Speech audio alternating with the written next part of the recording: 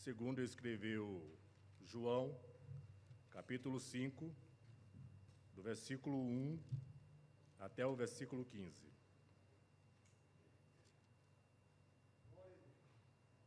Louvado seja Deus para sempre. A minha versão é NVI, tá? Diz o seguinte, João capítulo 5, do versículo 1 ao 15, fala o seguinte: Algum tempo depois, Jesus subiu a Jerusalém para uma festa dos judeus.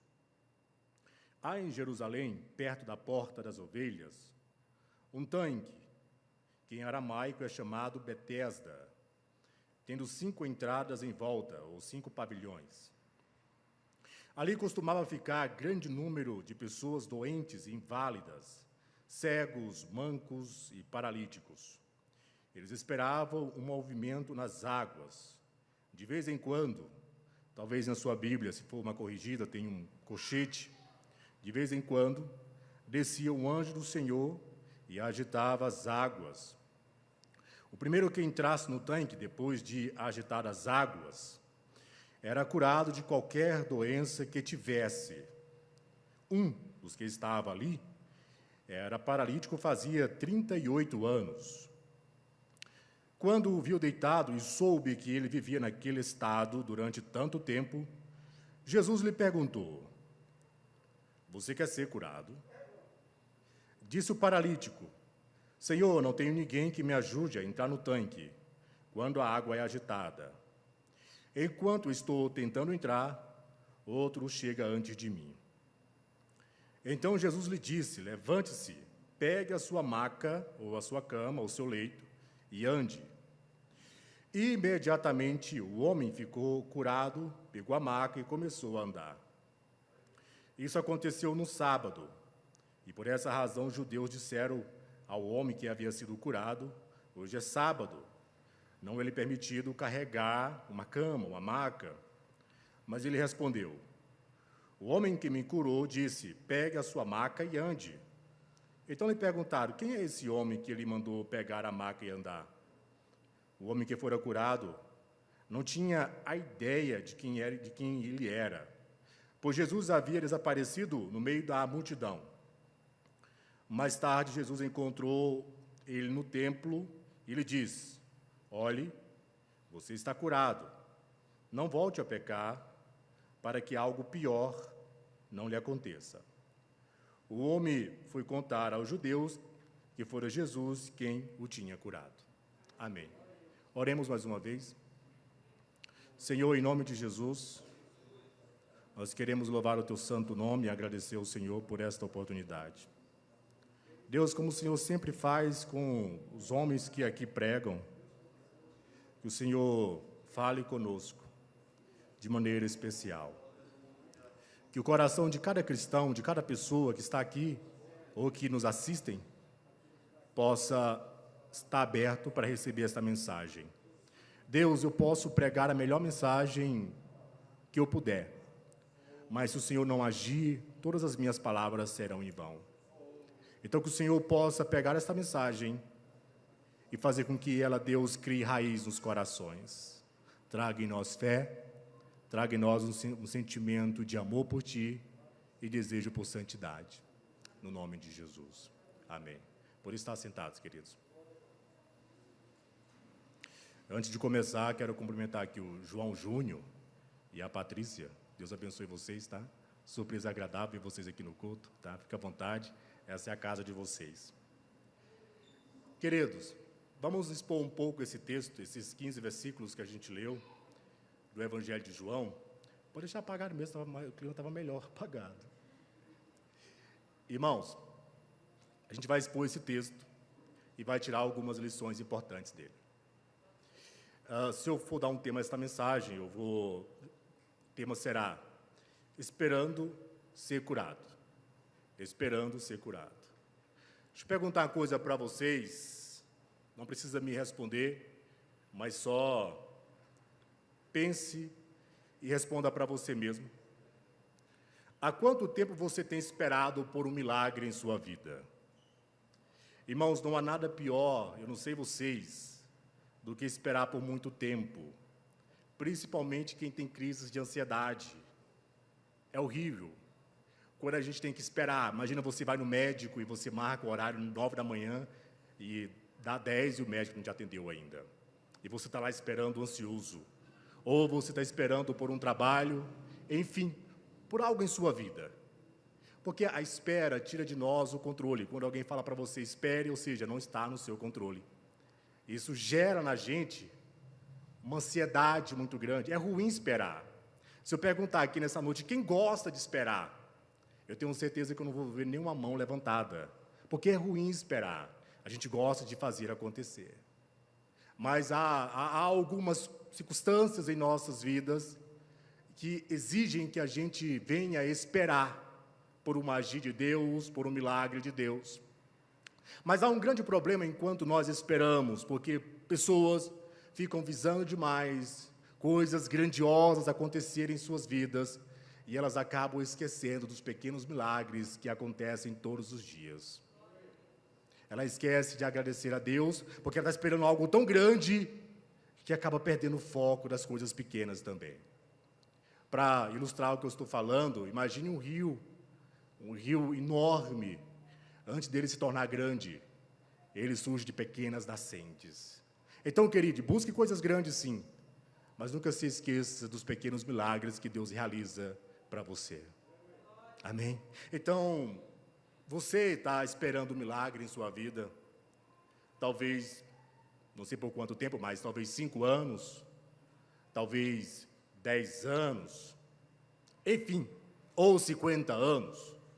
Há quanto tempo você tem orado para que Deus cure você de uma doença, para que Deus mude a tua realidade financeira, para que Deus salve um filho, para que Deus liberte um parente, e você derrama lágrimas, chora e você não vê nada acontecer.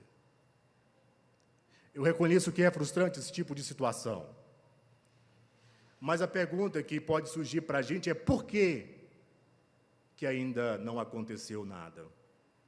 Essa história de João, capítulo 5, ela mostra que um homem estava há 38 anos à espera de uma cura. 38 anos, irmãos, fazendo sempre a mesma coisa. O texto não diz se ele estava há 38 anos lá esperando no tanque de Betesda, ou se ele estava há 38 anos só paralítico, e não se sabe quando ele começou a buscar a cura. Mas eu deduzo que ele estava há 38 anos lá na beira do tanque. Daqui a pouco eu vou explicar para vocês o que era esse tanque e por que aquele homem e vários outros doentes ficavam lá próximo dele. Mas a questão aqui é o tempo de espera. E eu tenho certeza que esse homem já tinha perdido totalmente a esperança.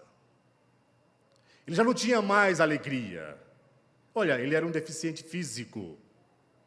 Ele vivia deitado numa maca. Era uma espécie de cobertor bem grosso, aonde durante o dia ele estendia, deitava, à noite ele se enrolava com ele, para se aquecer do frio. Era tudo que ele tinha, era um cobertor e nada mais. E o tempo de espera, ele estava sozinho. Há 38 anos. Ele estava sempre próximo de um tanque que havia em Jerusalém. Ele era paralítico, irmãos. Ele era paralítico, ficava deitado no chão. Ele não conseguia olhar para cima. Você já teve experiência de sentar numa cadeira de rodas, o tanto que é ruim? Você não consegue olhar no rosto das pessoas por muito tempo. Imagina aquele homem deitado no chão todo o tempo, 38 anos, paralítico, deitado no chão e sendo alvo da miséria dos outros, talvez da escárnia dos outros, talvez do preconceito dos outros. Era uma carga muito pesada que aquele homem carregava. Eu não sei se ele já pensou em alguma vez na vida tirar a vida dele. Mas eu imagino que nessa situação ele pensava assim, em tirar a própria vida. Ele não servia para nada. Ele não tinha utilidade. E estava lá, esperando por uma ação que eles acreditavam que um anjo descia e mexia as águas. E ele estava lá há 38 anos. Amém? Deitado no chão. O que será que se passava na cabeça dessa pessoa? Quando você está esperando por muito tempo uma ação de Deus, o que passa na sua cabeça? Você começa a murmurar? Por que Deus, essa situação? Por que Deus permitiu que isso acontecesse em minha vida? Todos nós, irmãos, vamos lá, sejamos honestos, todos nós.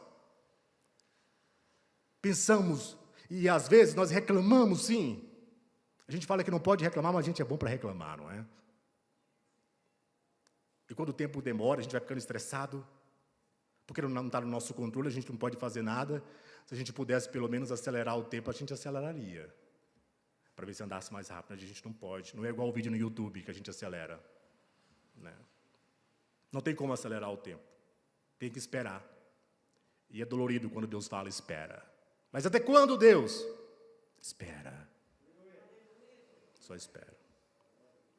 O que se passava na cabeça daquele homem? A Bíblia nos indica o que passava na cabeça dele. E ele pensava, há 38 anos eu estou nessa situação. Não tem ninguém que me ajude a entrar no tanque. Ele se sentia solitário. Ele se sentia abandonado. Pois ele pensava, há 38 anos eu estou nessa situação e não há ninguém que me ajude a entrar no tanque. Até os amigos se afastaram. Ele não é igual aquele outro paralítico que amigos pegaram aquele paralítico, o outro paralítico, colocaram, subiram num teto e colocaram ele, o paralítico, em frente a Jesus, para que Jesus o curasse. E Jesus olhando não para o paralítico, mas olhando para os amigos. E se admirou da fé dos amigos. Mas aqui, nesse caso de João 5, não há amigos. Não há companhias. Há situações em nossa vida que às vezes o tempo tira até os amigos. Porque até os amigos param de acreditar que a gente vai conseguir. E quando as pessoas apostam que a gente vai conseguir, elas começam a investir na gente. Mas quando elas começam a desacreditar que o nosso sonho, que os nossos desejos são impossíveis, elas começam a deixar a gente de lado. O WhatsApp já não responde mais. A gente já não é mais prioridade. As pessoas deixaram de acreditar nele. Pois ele estava lá sozinho, abandonado. Aí você me pergunta, e a família dele? Então, até a família desacreditou. Não tinha filhos. Você já viu algum idoso que está sozinho, abandonado, porque nem os filhos estão com ele? Às vezes abandonado em asilos, em casas de idosos. Nem os filhos querem por perto. Esse homem estava assim. Nem os filhos queriam ele por perto. Ninguém queria, ninguém ousaria tirar uma foto, fazer uma selfie com esse homem e colocar no Instagram. Porque a gente quer fazer selfie sempre com pessoas importantes, né? Com miseráveis, não. Miseráveis, não. Pessoas que não têm títulos, não. A gente quer mostrar que a gente conhece pessoas importantes. Mas nesse caso ele não era importante. Ele não tinha importância. Estava lá jogado como um troço, como uma coisa. Jogado. E o detalhe, não estava sozinho, tinha um monte de outros doentes com ele. Pelo menos isso para consolar. Outros doentes. Um esperando quando seria a vez um do outro. Então ele pensava, estou aqui há 38 anos, estou sozinho, abandonado. Não tem ninguém que me ajude a entrar no tanque, não há ninguém, nem alguém para dar um empurrão, sabe? Com a ponta da botina. Ninguém para ter misericórdia. Betesda significava casa da misericórdia. Esta palavra significa casa da misericórdia. E tudo que ele padece é de bondade dos outros. Ele padece de misericórdia dos outros, do olhar dos outros. Ninguém olhava ele. Opa, eu falei, ninguém olhava ele. Mas será que eu estou certo? Ninguém mesmo olhava para esse homem? Eu vou responder para vocês daqui a pouco. Se tinha pelo menos um olhar para ele. Ele não se sentia aquecido, ele não se sentia amparado, ele não se sentia visto.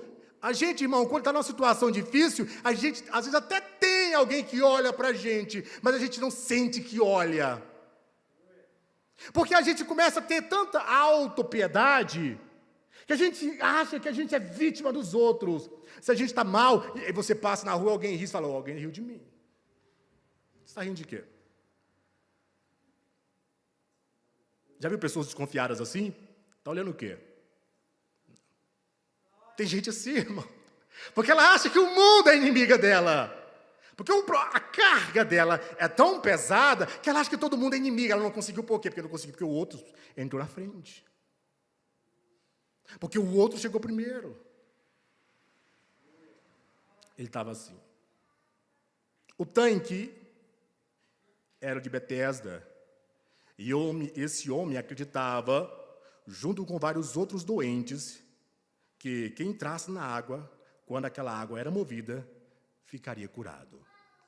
Eu pedi para vocês olharem durante a leitura, que se na tua Bíblia estava marcado em colchete, que fala sobre que um anjo descia, está marcado em colchete, é porque esse texto, o anjo descia e movia as águas, foi acrescentado depois, os textos mais antigos de João não tem esse registro de que era um anjo. Falava que as águas moviam, versículo 7 fala isso, mas os textos antigos do Evangelho de João não fala isso, que era um anjo. Mas se era um anjo ou não, as águas mexiam. Alguma coisa acontecia, porque lá tinha muito doente. Diante de um tanque, diante de águas, e eles ficavam todos olhando para ver se a água se mexia, para ver se a água movimentava, e era uma única vez, hein? Só uma única oportunidade. Quem perdia a oportunidade tinha que aguardar pelo menos mais um ano para esperar de novo as águas se movimentarem. E quando as águas se movimentavam, era aquele bando de pessoas doentes, aleijados, cegos, surdos, pessoas de todo tipo de doenças e lesões.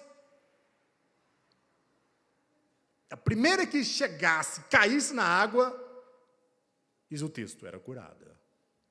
Então eles acreditavam nisso, nesta cura.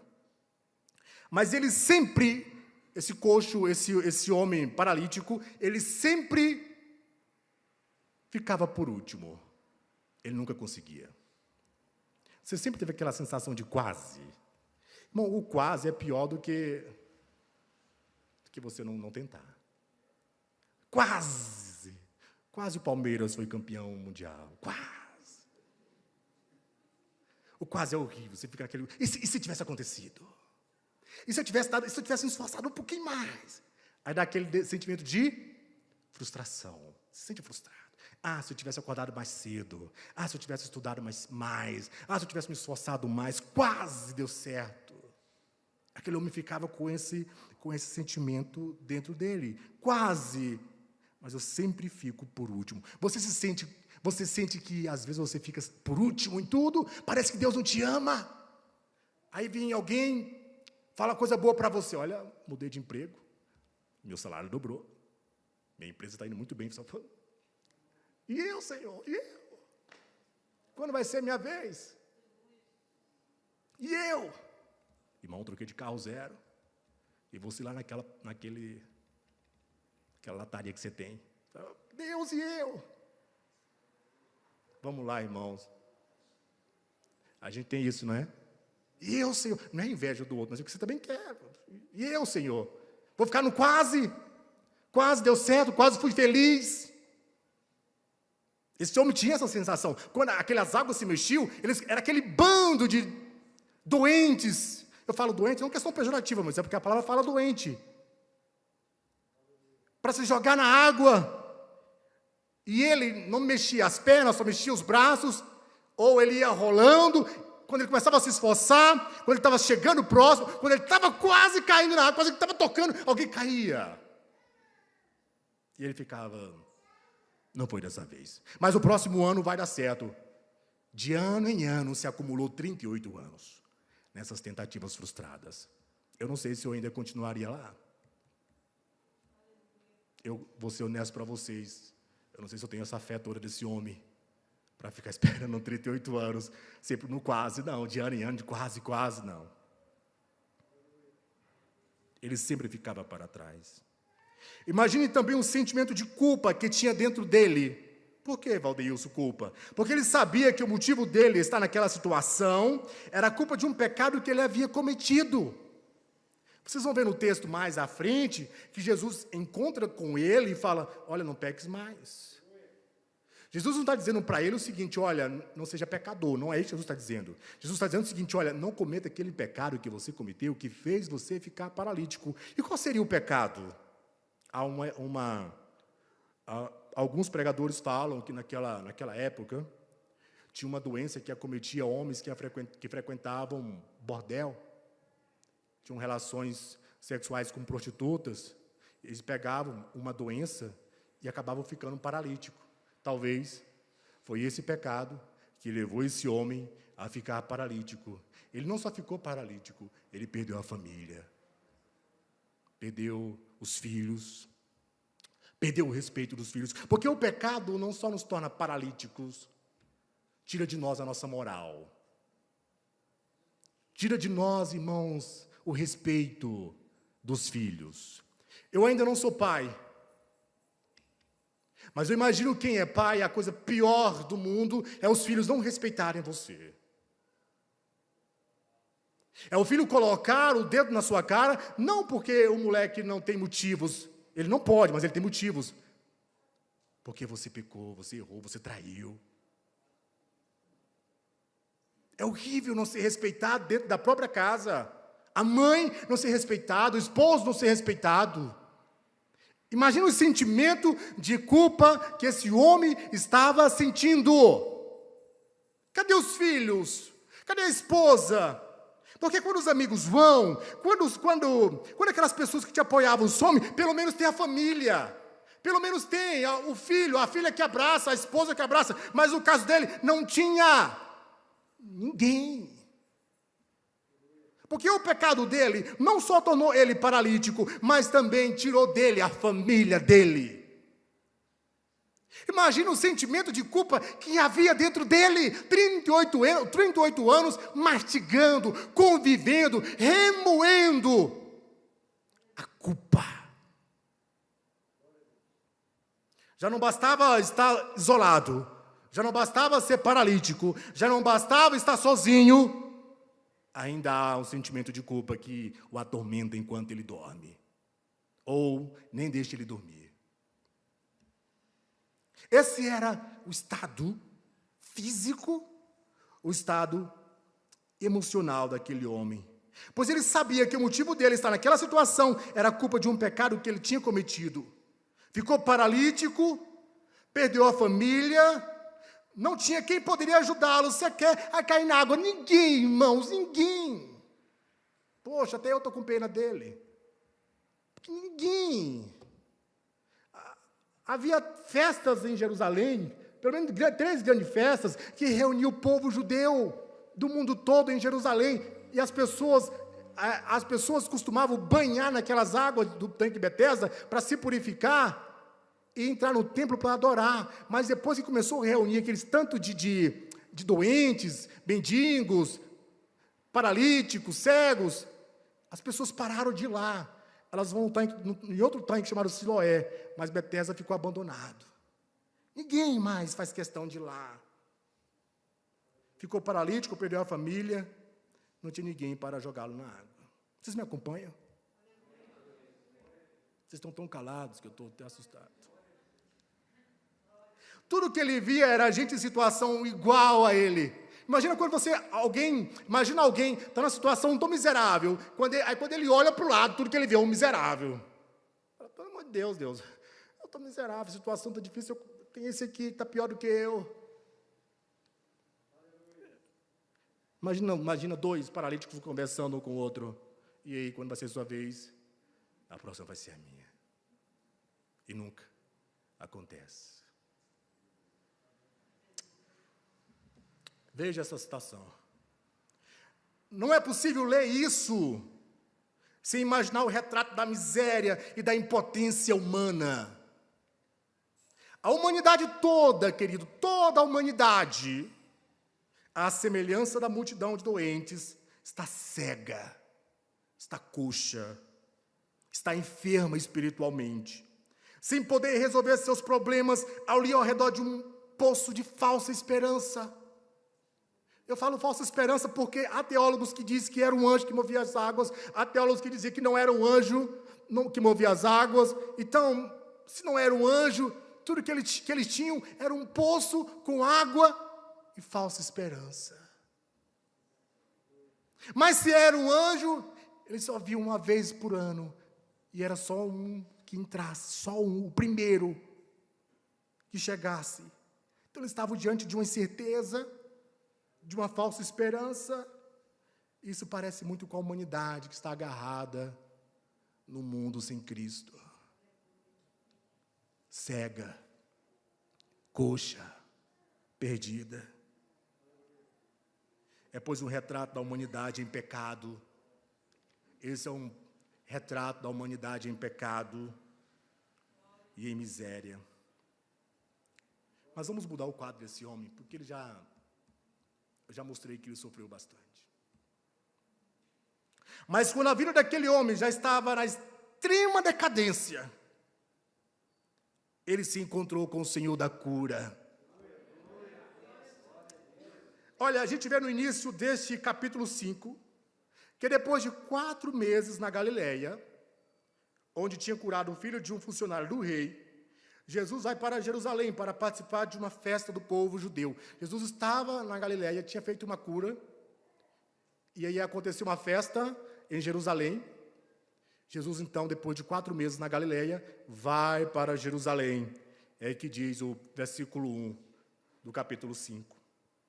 Os judeus tinham na lei de Moisés a ordem de ir para Jerusalém 3 vezes no ano para participar de uma festa. Era uma regra dos judeus, irmãos. Eles tinham que ir pelo menos 3 vezes ao ano, participar de uma festa chamada Pentecostes, Páscoa ou Festa dos Tabernáculos. Então Jesus também era judeu e Jesus participava dessas festas. Chegou o momento de uma dessas festas. Qual era a festa de Valdeus que Jesus tinha ido lá? Qual era a festa que estava acontecendo? Bem provável, era a festa dos tabernáculos. No grande templo de Salomão, tinha um átrio, um lugar ao lado desse templo, onde tinha um tanque de água que era chamado Betesda, que significa Casa da Misericórdia.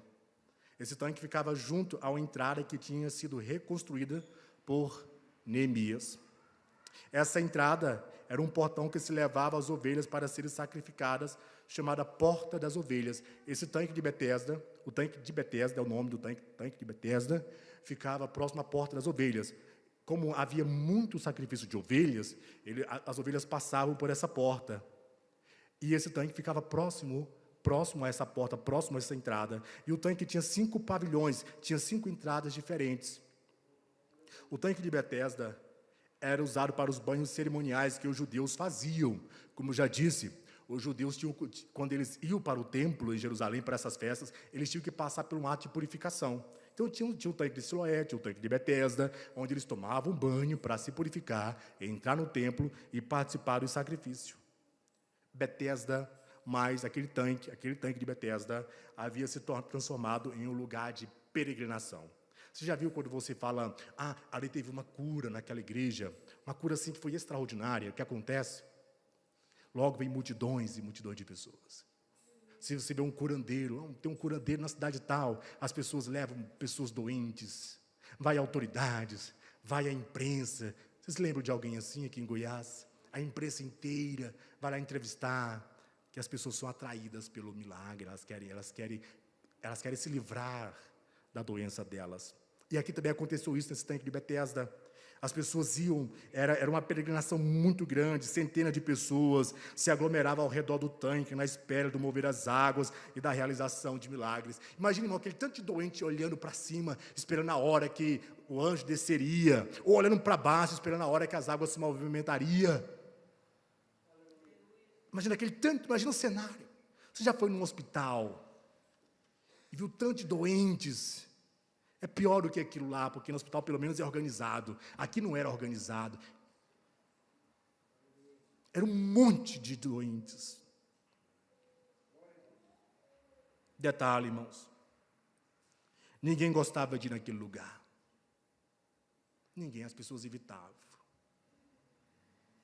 Tem uns paralíticos lá, cegos, pessoas em situações deploráveis fisicamente. Os frequentadores de Jerusalém evitavam passar lá. Lá estavam pessoas doentes de todo tipo de enfermidade. As pessoas ficavam constrangidas em passar por aquele lugar e ver tantos doentes mutilados, com feridas abertas ou próximos à morte. Mas há um detalhe. João 5 diz: mas Jesus foi até lá. Aleluia. O lugar onde ninguém mais queria ir, era um lugar que não era popular, não era bem visto, era mal falado. Ó, não vai lá pelo tanque de Betesda, não. Lá tem um monte de doentes, não vai não. Evita aquilo lá, sai de perto do menino, não toca neles, sai, ninguém quer tocar, mas Jesus foi lá. Porque Jesus tem mania de pegar as coisas loucas do mundo e confundir as sábias. Olha o que ele fez com a gente. Nós também éramos coisas loucas desse mundo, mas ele nos pegou, ele nos encontrou, ele nos transformou, pois é impossível, quando nós somos vistos, olhados por Cristo, é impossível não ter uma transformação. Ele foi lá, esse detalhe interessante. Ele foi, o Senhor viu o paralítico no chão, ele viu o paralítico no chão. O homem estava há 38 anos e Jesus sabia que ele estava há 38 anos doente. Mas Jesus viu, Jesus foi. Talvez você está esperando tanto tempo. Eu quero declarar uma palavra para a sua vida. Jesus está vendo. E quando as pessoas começarem a evitar você, Jesus não vai te evitar. Quando as pessoas te isolarem, Jesus não vai te isolar. Quando as pessoas te expulsarem, Jesus vai abraçar você, pois Ele não joga os filhos dele fora. Ele é o grande pastor, Ele é o grande Senhor. Ele vê, Ele olha, pode até não parecer, a gente pode até não ver, mas Ele está vendo. Oh, aleluia. Oh, aleluia. Todos nós sabemos que Ele como Deus, o Senhor Jesus sabe de todas as coisas. Mas um detalhe chama a atenção nesta mensagem. Aquele homem vivia próximo ao tanque. E depois que Jesus fez 12 anos de idade, ele ia a Jerusalém todos os anos para participar das festas. Apesar daquele homem nunca ter visto Jesus antes. Eu disse para vocês que ele achava que ninguém o via, mas ele estava errado. Porque alguém via. Há 18 anos alguém via. Todo ano Jesus ia a Jerusalém. E todo ano Jesus via aquele paralítico. Jesus via. Ora cantara xeremiande cantara xerecanto xerecanto. Ele achava que ninguém via. Estou sozinho, estou abandonado, mas o Senhor Jesus via.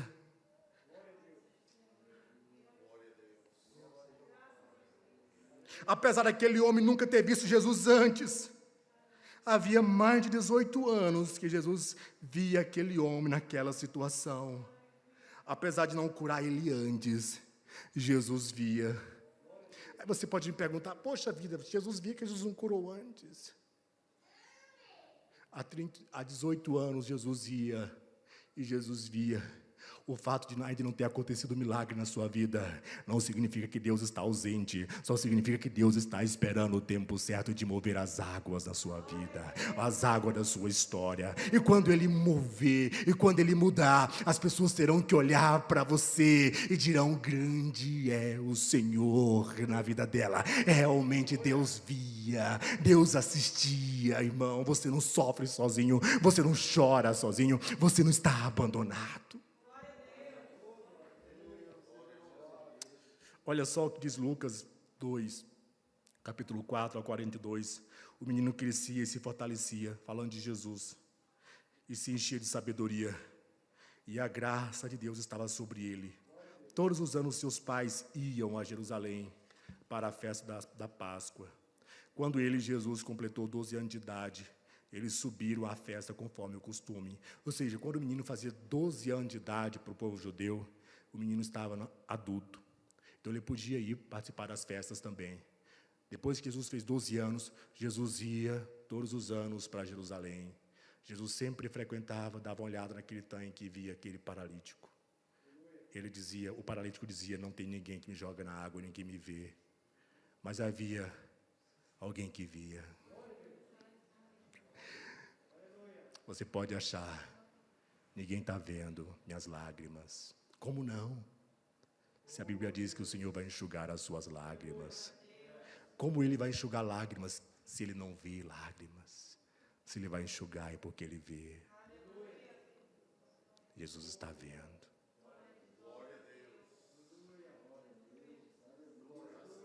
Você pode aplaudir Jesus por isso.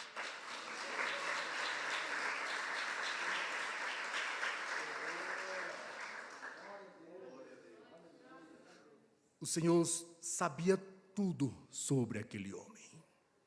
Tudo. Mas o paralítico não sabia nada sobre Jesus. Ele estava, irmãos, há 38 anos e buscando uma cura, e Jesus sabia disso. Vamos lá, quando Jesus encontra ele, você vê no texto que Jesus não se apresenta para ele. Não fala, oi, tudo bem? Eu sou Jesus de Nazaré, eu sou filho de Deus. Eu vim cá para te curar. Você é um paralítico, não é? Ah, sim, certo, então eu vou te curar. Você quer ser curado? Não. Por que Jesus não se apresenta? Porque Jesus já conhecia ele. Por que Jesus não conversa com ele, não pergunta nada sobre ele? E aqui é o único milagre que a gente vê em João, onde a iniciativa parte de Jesus. Jesus toma iniciativa porque Jesus conhecia ele. A Bíblia diz que Jesus sabia que ele estava há 38 anos. Aí Jesus chega para ele e faz uma pergunta. Jesus olha para ele naquele estado, deitado no chão, sobre uma maca, sobre um rolo de pano. Jesus pergunta, você quer ser curado? Mas a pergunta aqui poderia ser mudada, porque Jesus sabia que ele queria. A pergunta aqui é, você ainda quer ser curado? Porque Jesus estava 18 anos, certo? Então Jesus sabe, 18 anos, será que ele ainda tem esperança? Será que ele ainda quer? Você ainda quer? Jesus está perguntando para você também nessa noite, você ainda quer a sua vida mudada? Você ainda quer a sua vida restaurada?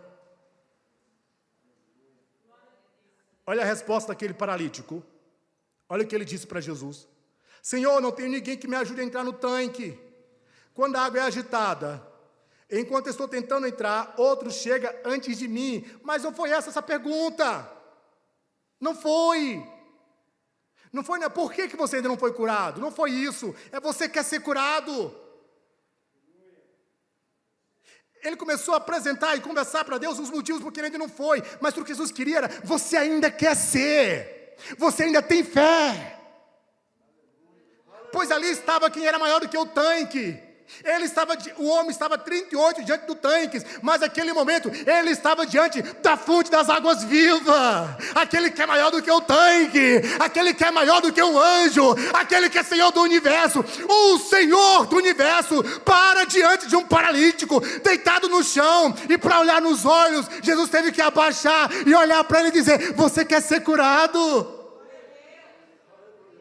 Imagina aquele homem deitado no chão, não podendo olhar nos olhos, não podendo olhar no rosto, talvez perguntando, quem é que está falando comigo? Jesus abaixa para falar com ele. O Senhor, irmão, que imagem maravilhosa, que quadro extraordinário. O Deus do universo, olhando para uma criatura falida, uma criatura miserável, uma criatura abandonada. Ninguém queria, mãe não queria, irmãos não queria, esposa não queria, amigos não queriam, ninguém queria. Era uma criatura totalmente abandonada, e o Senhor do universo olha para ele e fala, você ainda quer ser curado? Imagina ele olhando para as correias de Jesus nos pés, perguntando, de quem são esses pés? De quem é essa voz? É o Deus do universo que se volta para um homem miserável Ele sempre se volta para nós, Ele sempre olha para nós, por mais pecadores, por mais falhos, por mais falidos que nós somos, por mais que nós erramos muitas e muitas vezes, mas Ele sempre olha para nós, pois o Senhor inclina o seu coração para nos ouvir, para nos atender. Ele é o grande Senhor, os olhos do Senhor estão sobre toda a terra, e passeia sobre tudo e sobre todos. Eu vou repetir de novo: você não está sofrendo sozinho, essa sua dor não vai te matar, este seu sofrimento tem tempo para acabar, pois o Senhor tem uma agenda eterna, e quando Ele declara, tudo tem que acontecer. Se Deus vê a sua dor, sim, Deus é capaz de mudar a sua dor, Deus é capaz de mudar a sua vida. Só Ele dizer para você: levanta e anda. Ele pode olhar para alguém hoje que está sofrendo com traumas e dizer: levanta e anda. Ele pode olhar para alguém hoje que sofreu percas na família, perca na empresa, e dizer: levanta e anda. Ele pode olhar para alguém hoje que caiu e não consegue mais se levantar e dizer: levanta e anda, pois eu estou contigo e os meus olhos há muito tempo que te veem. Aleluia. Oh, aleluia. Oh, como isso é consolador, irmãos. Como isso é maravilhoso. Há um ser maior do que tudo, que não cabe sequer dentro do universo e mora dentro de nós. Irmãos, fechamos nossos olhos por alguns instantes. Eu não sei se é porque eu estou pregando, mas eu vejo um quadro maravilhoso de um ser grandioso olhando para um. Você levaria esse mendigo para casa? Você levaria esse paralítico para casa? Talvez não, você não levaria. Você iria chegar, você iria tocar, você iria conversar, você iria dar um tempo para ele? O ser do universo olha. Jesus não cabe dentro do universo, pois Ele é maior do que o universo. E Ele olha para uma alma falida. Louvado seja Deus. Aquele homem reclamava que estava abandonado, irmãos. Não tinha ninguém. Sua família já havia desistido dele, estava sozinho. Jesus olha ele nos olhos e com uma única palavra traz à existência tudo que aquele homem queria. Ele não mais precisava se agarrar a ilusões, a crendices, a suposições, a uma fé cega. Jesus estava lá. Ele não iria mais precisar que ninguém o ajudasse a carregá-lo, porque não há nada pior do que você ficar vivendo a vida inteira dependendo dos outros para se movimentar. Dependendo dos outros para tudo. Aquele homem já não ia mais precisar depender dos outros para carregá-lo. Ele não iria mais se arrastar, mas sim andar. Jesus não chamou você para viver a vida inteira se arrastando. Jesus está dizendo para nós essa noite: levanta e anda. Ah, Jesus, mas as coisas estão indo de mal a pior. Eu não perguntei como que estão as coisas. Ou se estou dizendo para você: levanta e anda. Ah, Jesus, mas eu perdi parente nessa pandemia. Ah, Jesus, eu perdi dinheiro nessa vida. Eu não estou perguntando o que aconteceu. Eu só estou dizendo para você: levanta e anda, pois eu sou maior do que a sua situação. Eu sou maior do que o seu casamento. Eu sou maior do que os seus filhos. Eu sou maior do que os seus negócios. Levanta e anda. Você já não vai mais se arrastar. Você já não vai mais mendigar. Levanta, para de se arrastar, para de ficar dependendo dos outros a vida inteira. É tempo de andar, é tempo de se movimentar, é tempo de correr, é tempo de viver o novo de Deus. Fiquemos de pé em nome de Jesus. Fiquemos de pé. Ouça a voz de Deus para você. Levanta e anda. Você pode até achar que ninguém está vendo, talvez ninguém está vendo. Ninguém me vê. Pare de pedir que as pessoas te vejam. Pare de depender demais da atenção dos outros. Levanta e anda. Fechemos os olhos, eu quero orar com vocês.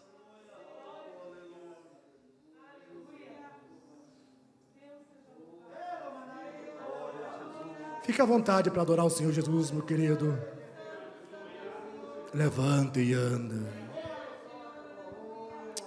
Você pode estar orando há 50 anos para que Deus salve o teu filho.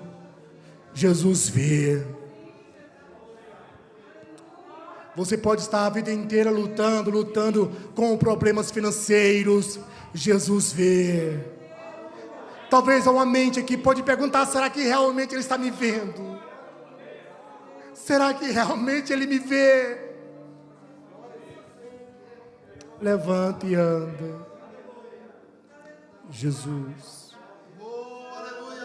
Aqui está o teu povo, Jesus. Aqui está a tua igreja, Jesus. Deus, nos tome, Senhor, pelas tuas mãos. Deixa a gente contemplar os olhos que aquele paralítico viu. Deixa a gente tocar e ouvir a voz que aquele paralítico ouviu. Deus, a gente não é super-homem, a gente não é super-mulher, Senhor. Tem dias, Senhor, que a gente acorda mal. Deus, tem dia que a vida dá golpes muito duros. Mas apesar de tudo isso, nós escolhemos ouvir a tua voz e dizer para nós: levanta. Levanta e anda. Obrigado, Jesus.